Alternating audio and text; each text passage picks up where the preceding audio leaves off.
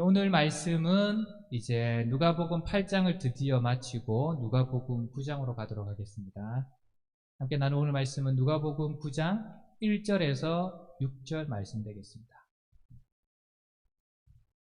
누가복음 9장 1절에서 6절 한번 함께 교독하겠습니다. 예수께서 12제자를 불러 모으사 모든 귀신을 제어하며 병을 고치는 능력과 권위를 주시고 하나님의 나라를 전파하며 앓는 자를 고치게 하려고 내보내시며 이르시되 여행을 위하여 아무것도 가지지 말라. 지팡이나 배낭이나 양식이나 돈이나 두벌 옷을 가지지 말며 어느 집에 들어가든지 거기서 머물다가 거기서 떠나라. 누구든지 너희를 영접하지 아니하거든 그 성에서 떠날 때에 너희 발에서 먼지를 털어버려 그들에게 증거를 삼으라 하시니 제자들이 나가 각 마을에 두루 다니며 곳곳에 복음을 전파 병을 고치더라. 아멘. 이에 제자들이 나가 각 마을마다 다니며 귀신들을 쫓고 병을 고치더라. 아멘. 오늘 이 본문 말씀 9장의 첫 본문 말씀을 가지고 그들을 보내시며 주님께서 제자들을 보내시며 라는 제목으로 함께 은혜를 나누도록 하겠습니다. 저는 여러분 2013년 11월에 인도 단기 선교를 갔었습니다. 제가 간 지역은 인도의 남쪽 지방에 있는 안드라프라데시라는 주였어요. 프로빈스. 그리고 도시는 비자야와다, 이름이 생소한데 비자야와다라는 도시를 선교 여행 갔었습니다. 저희 선교팀은 그때 우선 몇 달 전부터 이렇게 함께 모여서 우리가 선교할 지역의 그런 간단한 언어들과 그런 문화들을 배우면서 열심히 기도로 준비를 했습니다. 기초적인 것이지만 여러분 우리가 선교를 갈 때는 그들의 문화에 대해서 아는 것은 참으로 중요합니다. 왜냐하면 여러분 우리가 전하는 복음이 아무리 중요하더라도 우리가 행하는 선교지에 갔을 때 우리가 행하는 행동이 그들의 문화를 존중하지 않는 느낌을 준다거나 무시한 태도로 그들에게 보이게 되면은 아예 여러분 그들은 복음의 길을 열지조차도 하지 듣는 것조차도 거부하기 때문입니다. 이 선교 때문에 아직도 제가 기억하는 인도 사람들의 행동이 있어요. 이전엔 알지 못했던. 그것은 바로 여러분 인도 사람들은 좋다, 혹시 또 yes다 이런 표현을 어떻게 하는 줄 아십니까? 고개를 좌우로 흔듭니다. 우리에게는 그게 어떤 표현이죠? no라는 표현. 근데 그 사람들은 그게 yes라는 표현입니다. 이처럼 문화가 차이가 있다는 거죠. 그때 선교는 우리가 마을을 다니면서 사람들을 이렇게 모이게 되면 그들에게 예수 그리스도의 복음을 전하고 그들을 위해서 기도해주는 순서로 이렇게 계획이 되었습니다. 그리고 선교팀 모든 사람에게 복음을 전하는 기회가 주어졌어요. 사역자들만 마을을 다닐 때 복음을 메시지를 전하는 것이 아니라 모든 사람들이. 그래서 사역자들을 포함해서 모든 사람들이 복음 메시지를 영어로 만들어서 그 전체를 또 통째로 외워야 됐어요. 외워서 전하고 그럼 현지 통역사가 옆에서 통역해주는 식으로 복음을 전했습니다. 그때 저희가 선교가 2주간 정도 기간이었는데 선교팀의 짐을 최대한으로 줄이려고 했지만 10여 명이 넘는 사람을 움직이는 여행이라 그 짐이 만만치 않은 거예요. 그리고 그 중에 제가 속한 그룹이 이제 한 마을을 갔었는데 저희가 복음을 다 증거하고 예수님을 믿고자 원하시는 분은 손을 들어 주십시오. 그렇게 해서 손을 든 사람에게 기도를 해주고 있는데 한 할머니가 아주 예쁜 손녀를 데리고 얼굴은 참 까무잡잡한데 너무 예뻐요. 눈과 꼭 미스 코리아 같아요. 그런 손녀를 데리고와서 저에게 이렇게 막 말을 하는 거예요. 자꾸 무슨 말을. 제가 못 알아듣죠. 그래서 현지 통역사를 불러서 이 할머니가 저에게 무슨 말을 하고 있는지 물었습니다. 그 결과 할머니가 무슨 말을 저에게 하고 있는지를 알게 되었는데 참 큰 충격적인 내용이었어요. 그 내용은 할머니 혼자 이 어린 손녀를 키우고 있는데 이제 자기는 너무 가난하고 너무 나이가 많이 들어서 이제는 이 어린 손녀를 더 이상 키울 수 없다는 거예요. 그리고 지금도 학교를 보낼 수 없다는 거예요. 그러니까 이 아이를 저보고 캐나다로 데려가 달라는 것입니다. 여러분, 그런 말을 저에게 하고 있는 그 할머니 옆에 서 있는 그 손녀, 어린 소녀, 눈망울이 얼마나 밝은지, 밝게 빛나지. 그 얼굴이 아직도 제 눈에 뚜렷해요. 벌써 한 10여 년이 다 돼요. 제가 보기에는 한 초등학교 한 5, 6학년 정도 돼 보이는 아이였어요. 그 빛나는 눈망울로 할머니가 무슨 말을 하고 있는지 그 소녀는 알고 있었잖아요. 같은 언어니까. 근데 그런 눈망울로 저를 또 옆에서 서서 가만히 지켜보고 있는데 정말 제가 무슨 말로 표현해야 될지 그 감정을. 근데 제가 할 수 있는 일이라고는 그때 그 할머니와 그 소녀를 위해서 두 사람을 얼마나 간절하게 하나님 앞에 기도했는지 모릅니다. 그리고 제 마음속에 정말 말로 표현할 수 없는 수많은 감정이 일어났었습니다. 여러분, 수많은 우상들을 섬기고 있던 사람들에게 복음을 전하는 그 짧은 선교 기간은 저의 믿음을 더욱 살아있게 한다는 것을 저는 그때 경험했습니다.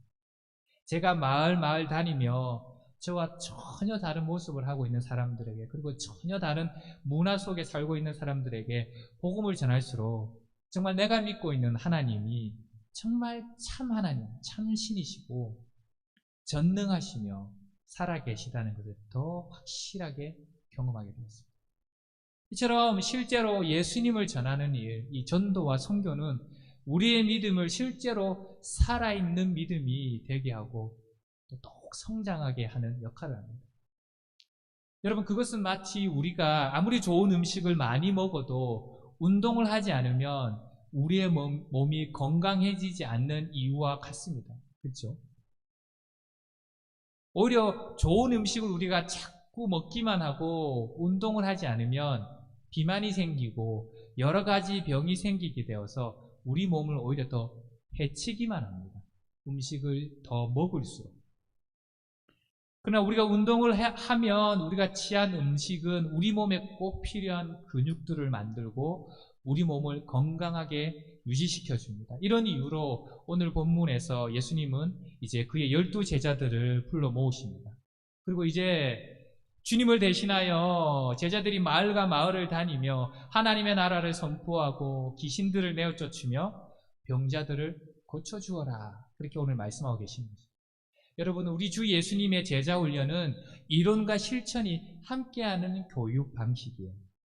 또 주님의 교육은 교실과 현장을 두루 겸비한 통합 교육입니다. 예수님은 우리가 지난주까지 살펴보았지만 8장까지 주님이 직접 하나님의 나라를 선포하시고 귀신을 내어 쫓으시고 병자를 고치시는 것으로 본을 보여주셨잖아요. 그러면서 제자들에게 교육하셨어요. 그리고 이제는 제자들로 하여금 직접 눈으로 보고 배운 것을 실천하게 하고 계신 겁니다. 여러분, 우리가 사실 성경을 보면 주님은 이것을 위해서 12제자를 부르시고 세웠다고 성경 말하고 있습니다. 마가복음 3장 14절에서 15절에 이에 12를 세우셨으니 이는 자기와 함께 있게 하시고 또 보내사 전도도 하며 귀신을 내쫓는 권능도 가지게 하려 하심이러라. 여러분, 예수 제자의 길을 따르는 제자인 우리잖아요. 여러분, 우리는 예수님을 따르는 자, the followers of Jesus Christ. 한 단어는 disciple. 예수님의 제자. 예수님의 제자라는 말은 예수님의 길을 따라간다는 거예요. 그런 우리의 삶은 선교적 삶을 사는 인생입니다. 미셔널 라이프. 하나님은 우리를 먼저 부르셔서 하나님의 은혜로 예수 그리스도를 믿음으로 구원을 허락하셨습니다. 주 예수님을 통하여서 우리에게 영원한 생명을 허락하신 이제 그 주님은 우리에게 이렇게 명령하시는 거예요. 우리에게 그 영원한 생명을 주신 예수 그리스도의 복음을 만민에게 선포하라. 주님께서 선포하라 명령하셨어요. 마가복음 16장 15절에 이렇게 말씀하시잖아요. 주님께서 너희는 온 천하에 다니며 만민에게, 모든 사람에게, 모든 족속에게, 모든 나라에게 복음을 전파하라. 이제 예수를 믿고 예수의 제자로 이 땅 가운데 살아가는 우리의 삶은 전도자의 삶이에요. 선교적 삶입니다. 그러므로 오늘 본문을 통하여서 그러면 우리의 이 땅 가운데 삶은 선교적 삶인데, 전도자의 삶인데, 그것이 예수 그리스도의 제자의 삶인데, 과연 그러면 그 선교적 삶은 어떤 삶인가? 어떤 모습인가?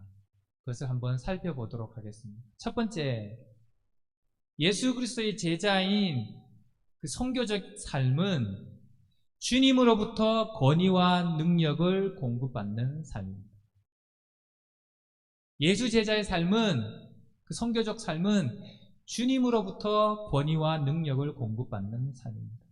예수님은 주님의 사역을 제자들에게 대신 위임하시면서 그냥 보내시지 않으셨어요.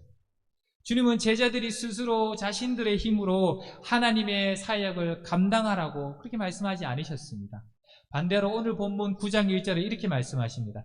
예수께서 12 제자를 불러 모으사 모든 귀신을 제어하며 병을 고치는 능력과 권위를 주시고, 능력과 권위를 주시고, authority and powers.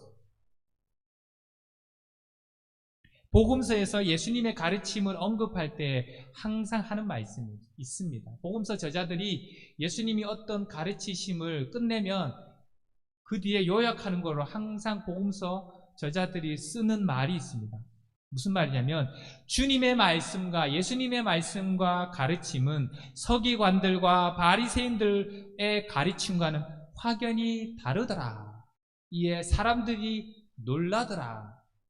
마태복음 7장 28절 29절에 이렇게 말합니다. 예수께서 이 말씀을 마치심에 무리들이 그의 가르침에 놀라니 이는 그 가르치는 것이 권위 있는 자와 같고 그들의 서기관들과 같지 아니함이라.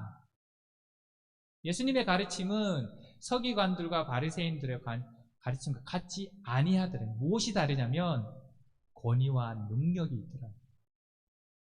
서기관들의 가르침도 논리적이고 분석적이긴 했지만 권세가 없더라는 거예요. 능력이 없더라는 거예요. 파워가 없더라는 거예요. 그러나 예수님의 가르침은 논리적이고 지혜도 있지만 무엇보다도 권위와 능력이 있었다. 사람들이 그것을 확연히 느낄 수 있다. 체험되더라는 거예요. 보일 수 있더라는 거예요. 주님의 가르침은 말씀하신 대로 가르친 대로 다 이루어졌기 때문입니다.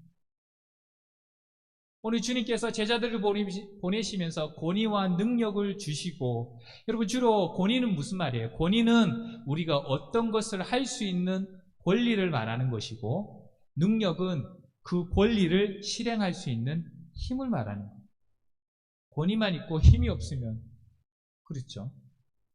힘이 있는데 권위가 없는 사람이 힘을 쓰면 또 그것도 불법이죠. 하나님의 일은 우리 인간의 힘으로 감당할 수 있는 것이 아닙니다. 영의 세계는 우리의 힘으로, 인간의 힘으로 이길 수 없습니다. 예수 제자인 우리가 이 땅에서 선교적 삶을 살기 위해서는 주님의 권위와 능력이 꼭 필요합니다. 이것이 없는 제자의 삶은 소리만 무성한 무미건조한 삶이 되고 맙니다. 여러분, 그러면 우리는 이 권위와 능력을 어디에서 받을 수 있습니까? 그럼 우리는 어떻게 그것을 얻을 수 있습니까? 권위를 받기 위해서, 능력을 받기 위해서 세상의 권력자들을 찾아가야 합니까? 아니면 유명한 대학교에 들어가서 박사학위를 얻어야 합니까? 마가복음 9장을 보면 주님이 3명의 제자를 데리고 변화산에 올라가시죠. 그리고 변화하셔서 여러 사건이 있으셨어요. 그리고 다시 내려오십니다. 근데 내려와서 보니까 나머지 제자들이 귀신을 내쫓지 못하고 여러 사람들에게 둘러싸여 있는 거예요. 웅성웅성거리고 토론을 하고 있는 거예요. 그러나 주님은 내려오시자마자 그 아이에게서 귀신을 내쫓고 고쳐줍니다. 그러자 제자들이 나중에 주님과 따로 있었을 때 묻습니다. 주님, 어찌하여서 우리는 귀신을 내쫓지 못했습니까? 사실은 지금 이 사건, 주님이 첫 파송하신 사건 뒤에 일어난 사건이에요. 이 첫 파송 때는 귀신을 내쫓았거든요. 주님 권세와 능력을 주셔가지고. 근데 이 사건이 있고 나서 그 변화산 사건이 있었는데, 내쫓지 못한 거예요. 그자 주님께서 이렇게 대답하십니다. 마가복음 9장 29절에 말씀하시기를 이에 이르시되 기도 외에 다른 것으로는 이런 종류가 나갈 수 없느니라. 기도 외에는. 여러분, 우리는 기도함으로 주님으로부터 능력을 계속 공급받아요. 사실 마가복음에서 주님 똑같은 말씀을 해요. 같은 본문에 주님께서 제자들에게 권위와 능력을 주시고 그 헬라어는 동사 시제가 뭐냐면 미완료예요. 이게 무슨 뜻이냐면 계속적으로 주님으로부터 공급받아야 됩니다. 여러분, 우리가 주님으로부터 능력과 권위를 성령 충만을 받는 것은 내가 한 번 받으면 그걸 내가 다 가지고 있어서 영원히 쓰는 것이 아니에요. 우리는 그냥 통로예요, 여러분. 미완료라는, 완료된 게 아니고 계속해서 매일 기도해서 주님의 능력이 우리를 통해서 통과되는 것에 불과한 겁니다. 기도 외에는 주님의 능력과 권위를 받을 길이 없습니다.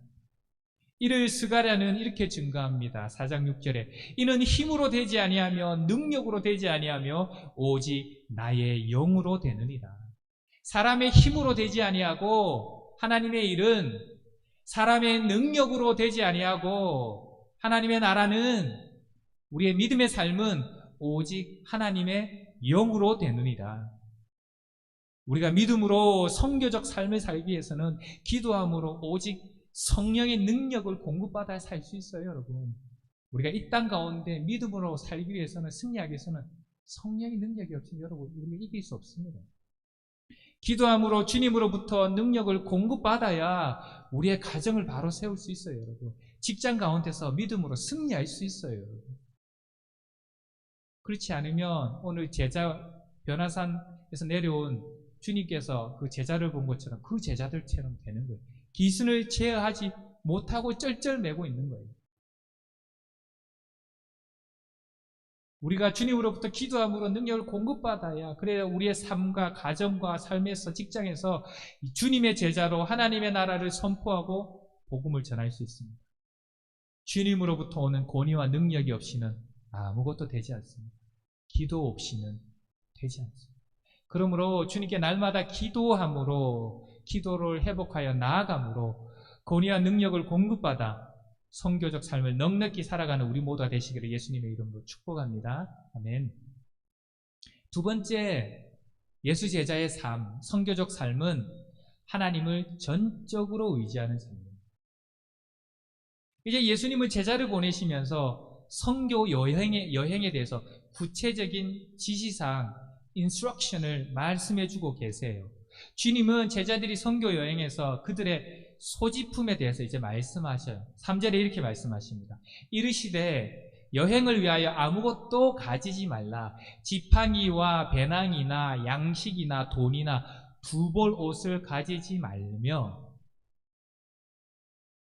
한마디로 최소한의 채비로 여행하라는 거예요. Travel light. 근데 뭐 travel light 정도가 아니고 거의 nothing이에요. travel nothing. 지팡이도 말고 배낭도, 돈도 가져가지 마, 양식도 가져가지 마.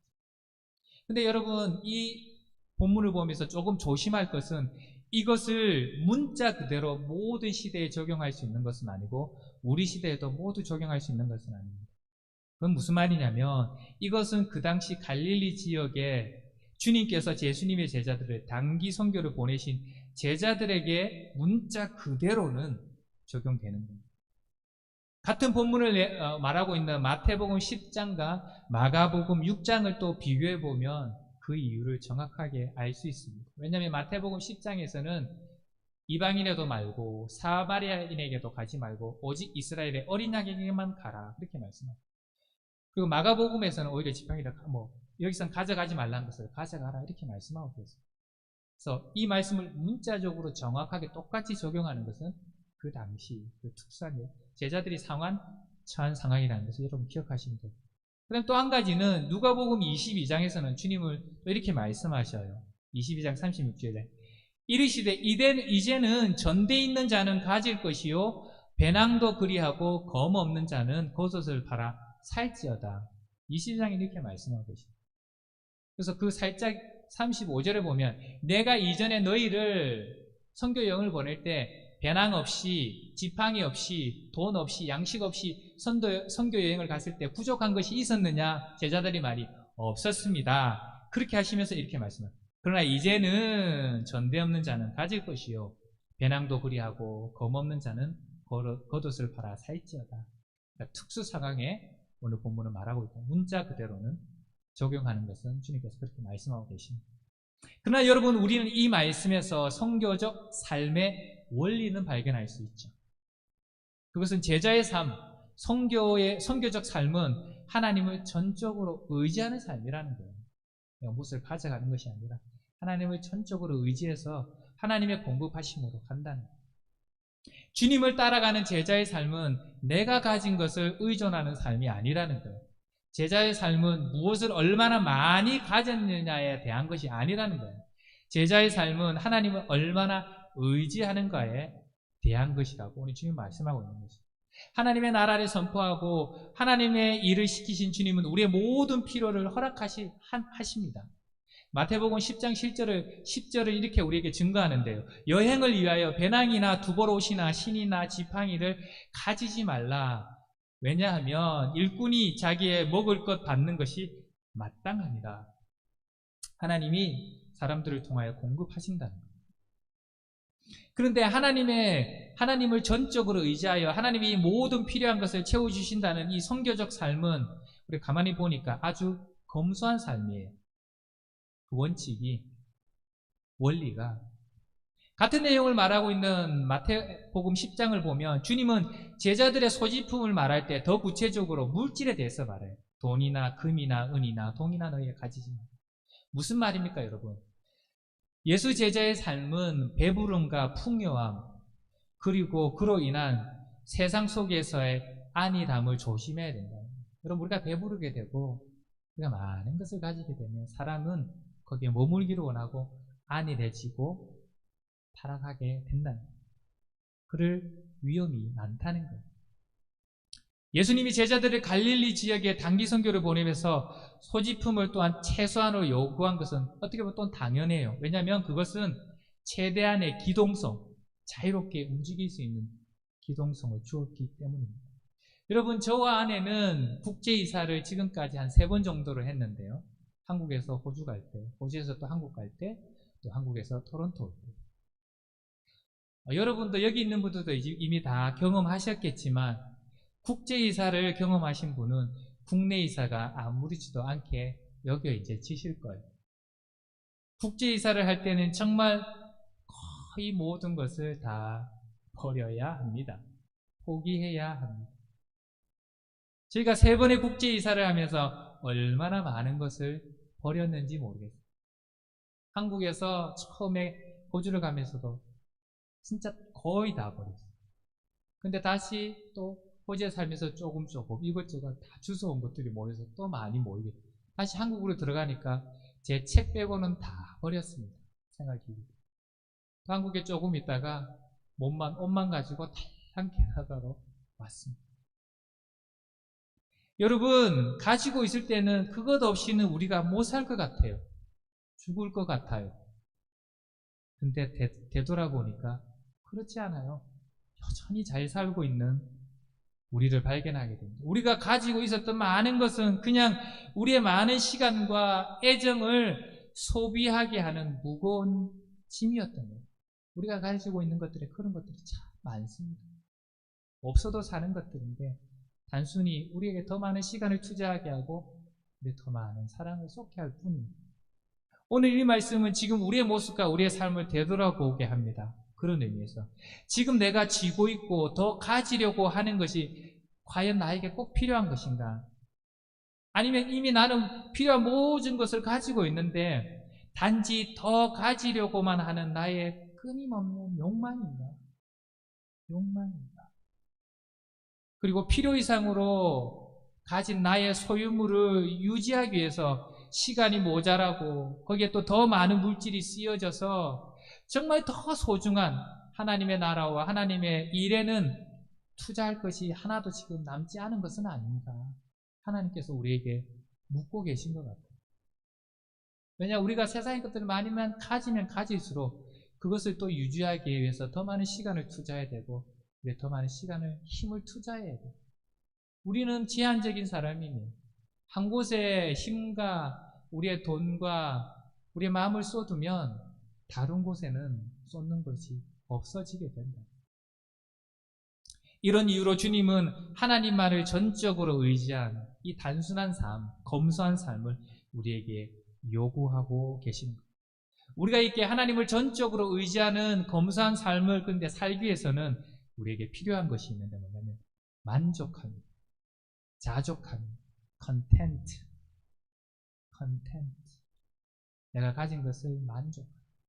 4절에 오늘 본문이 이렇게 말합니다. 어느 집에 들어가든지 거기서 머물다가 거기서 떠나라. 너희가 한 마을에 들어가면 선교를 갔을 때 머물 숙소를 기도함으로 한 곳을 선택하라. 하나님께 인도하심을 기도함으로 저곳이구나 하는. 그리고는 주님이 말씀하시기를 이곳 저곳을 옮겨 다니지 말고 그 마을을 떠날 때까지 처음 선정한 그곳을 다른 곳으로 옮기지 말라. 여러분 왜 주님이 이 말씀을 하셨을까요? 저희 와이프가 시리아 선교 단기선교 또 2주 갔다 왔는데 거기서도 깨달았지만 더 편한 곳을 찾지 말고 더 좋은 거처가 제공된다고 해도 다른 곳으로 옮겨 다니지 말라는 거예요. 여러분 그 당시 다른 종교 지도자들이나 헬라 철학자들은 이렇게 행하는 관행이 있었어요. 가르치러 다니는 사람들. 한 곳에 머물다가 더 편한 곳, 또 더 좋은 사람이 자기를 대접하러 이르러 오면 옮겨 다니는 거. 그리고 돈도 받고 가르치면서. 여러분 만약 이렇게 한다면 처음 거처를 제공한 사람은 큰 모욕감을 느끼게 됩니다. 그죠? 저 사람이 더 좋은 곳이 생기니까 저쪽으로 가는구나. 그럼 그 사람은 never ever 복음을 당해서 그의 마음을 열지 않을 것입니다. 그 결과 복음의 문은 닫혀지게 됩니다. 그리고 그렇게 가르치는 전도하는 사람들의 가르침과 전도는 공허한 소리가 될 것입니다. 여러분 제자들의 삶의 태도는 더 편한 것만을 자꾸 찾는 더 좋은 것만을 자꾸 가지고자 하는 태도를 취하는 것이 아니에요. 내가 지금 있는 자리와 내가 지금 가진 것들을 불평하는 사람은 선교적 삶을 살기가 힘듭니다. 여러분, 내가 지금 있는 자리와 내가 지금 가진 것들을 불평하는 사람은 선교적 삶을 살기가 힘들어요. 주님이 지금 내게 주신 자리와 소유에 만족할 줄 아는 사람이 하나님 나라의 일을 감당할 수 있습니다. 우선은 여러분, 지금 내 모습을 감당할 수 있어야 돼요. 받아들일 수 있어야 돼요. 그래야 그 모습에서 또 다른 모습으로 더 발전할 수 있는 거예요. 내 모습과 지금 내 처지와 내 가정과 내 가족과 내가 지금까지 와 있는 모습을 받아들이지 못하면 불평만 하고 받아들이지 못하면 그 사람은 그 다음 단계로 나갈 수 없습니다. 이런 의미에서 사도 바울은 빌립보서 4장 11절에 이렇게 고백합니다. 어떠한 형편에든지 나는 자족하기를 배웠노라. 어떠한 형편에든지 궁핍에든지 부요에든지 높든지 낮든지 자족함, 만족함을 배웠다. 그리고 이런 사람이 주 예수 안에서 하나님의 모든 일을 감당할 수 있습니다. 사도 바울이 계속 고백하기를 내게 능력 주시는 자 안에서 내가 모든 것을 할 수 있는 것. 사도 바울이 말한 내게 능력 주시는 자 안에서 내가 모든 것을 할 수 있다. 우리 많은 교수들이 이 말씀을 쓰는데 그것은 하나님께서 내가 기도만 하면 슈퍼맨과 같은 힘을 주겠다. 그 말씀이 아니에요. 자족하는 자, 모든 환경 속에서 하나님 안에서 만족할 수 있는 자, 그 사람은 예수 안에서 하나님이 나에게 주신 하나님 나라의 일들을 감당할 수 있다. 모든 환경에서 자족할 수 있는 사람, 그래서 단순한 삶을 살아가고 하나님만을 전적으로 의지하여 선교적 삶을 감당하는 우리 모두가 되시기를 예수님의 이름으로 축복합니다. 아멘. 마지막으로 주님이 요구하시는 선교적 삶은 거부를 두려워하지 않는 삶이에요. 거절을 두려워하지 않는 삶입니다. 5절에 누구든지 너희를 영접하지 아니하거든 그 성에서 떠날 때 너희 발에서 먼지를 떨어버려 그들에게 증거를 삼으라.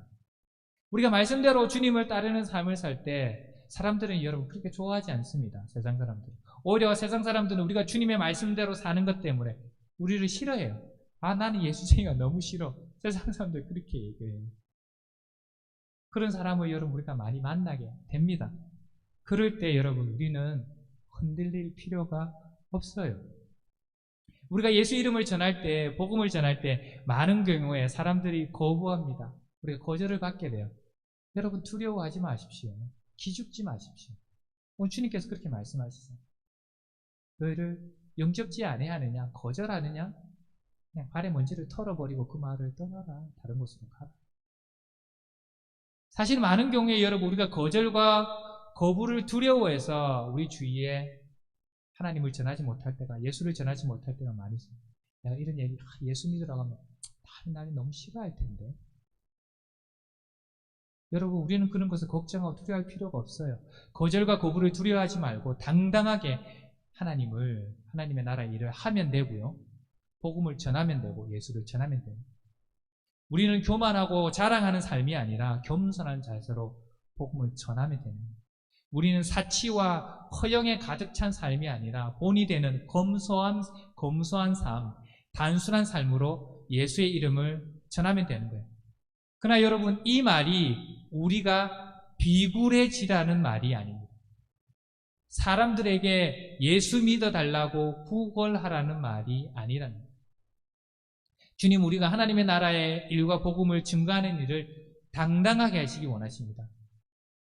그리고 그것을 들은 사람이 많이 거부하면 발의 먼지를 털어버리는 것으로 증거를 삼으라고 말씀하셨잖아요. 주님의 제자를 거부한 것은 주님을 거부한 것이고, 그리고 그러면 그들에게는 하나님의 심판이 있을 것이다. 그들에게 보여주라는 거예요. 그래서 사도 바울은 그렇게 말하죠. 너희는 사람들에게 생명의 향기이기도 하지만 죽음의 향기이기도 하다. 그렇게 말합니다. 사람들의 거부와 거절을 두려워하지 않고 말씀대로 주님을 따라가며 하나님의 나라와 일을 감당하는 성교적 삶을 감당하는 우리 모두가 되시기를 예수님의 이름으로 기도합니다. 아멘. 사랑하는 여러분, 주님은 우리가 복음의 대사로 이 땅 가운데서 성교적 삶을 살기를 원하십니다.